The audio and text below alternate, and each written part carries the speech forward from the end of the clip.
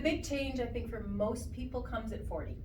Yeah. We start to see a real shift in the physical aspect of what's going on. The body gets a little bit tighter, the joints get a little bit less cooperative, and as well at 40, I mean, there used to be an old thing that going through the change of life, but a lot of times motherhood is happening a little bit later on, and so kids are a little bit older by 40, so there's these active women who are coming along, and men who as well are very, very active in their 40s. And if you're pounding the pavement running or you're cycling, there's some really hardcore stuff going on. And again, you need to find that subtleness of the body, subtleness and suppleness, I'll call it, how the body needs to be treated so that you work actually more efficiently.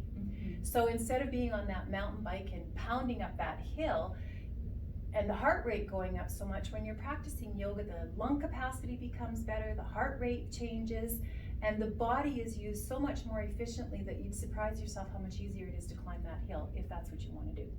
Yeah, it really can complement those Yes. other kind of practices and those other lifestyle things that I think we do in our life.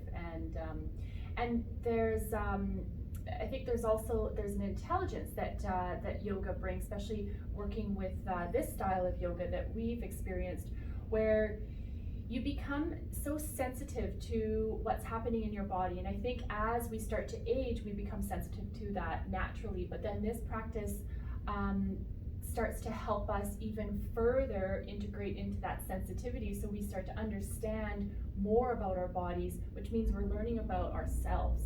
And I think at any age, that's a beautiful thing to do. Oh, I totally agree.